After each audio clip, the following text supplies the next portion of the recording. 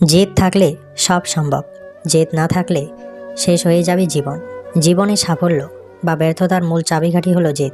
জেদ মানে একগুঁয়েমি নয়, জেদ মানে লক্ষ্যপানে অবিচল থাকা, শত বাধার মধ্যেও হাল না ছাড়া, বারবার পড়ে গিয়েও আবার উঠে দাঁড়ানোর মানসিক শক্তি। যাদের জীবনে জেদ আছে তারাই অসম্ভবকে সম্ভব করে তোলে, আর যাদের জেদ নেই তারা অল্প আঘাতেই ভেঙে পড়ে, জীবনের লড়াই থেকে সরে যায়।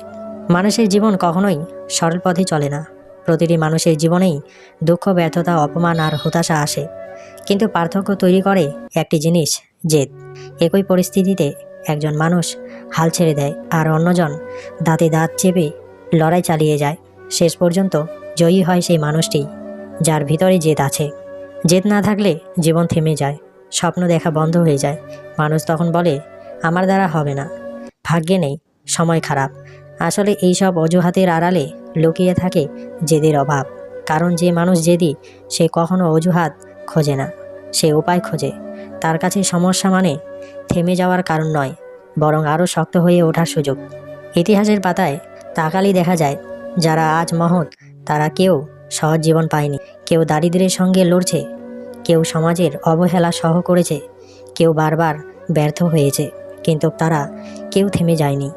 তাদের ভিতরে ছিল এক অদম্য জেদ, আমি পারবই। সেই জেদ তাদের জীবন বদলে দিয়েছে, ইতিহাস বদলে দিয়েছে। জেদ মানে অন্ধ রাগ নয়, জেদ মানে আত্মবিশ্বাসের সঙ্গে ধৈর্যের মেলবন্ধন।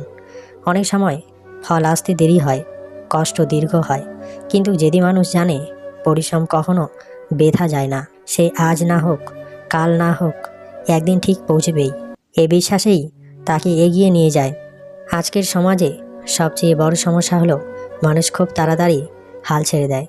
দুইবার ব্যর্থ হলেই হতাশ, চারজন কথা বললেই ভেঙে পড়ে। কিন্তু জীবন কাউকে কিছু বিনামূল্যে দেয় না।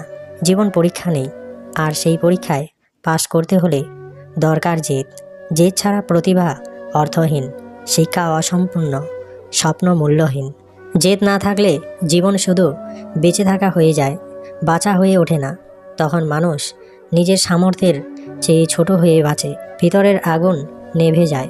অথচ জেদ থাকলে সাধারণ মানুষও অসাধারণ হয়ে উঠতে পারে। কারণ জেদ মানুষকে প্রতিদিন একটু একটু করে নিজের সীমা ছাড়িয়ে যেতে শেখায়। জেদ শেখায় কেউ বিশ্বাস না করলেও নিজেকে বিশ্বাস করতে। জেদ শেখায় আজ কষ্ট পেলেও কাল হাসব। জেদ শেখায় হার মানা নয়, আবার চেষ্টা করা।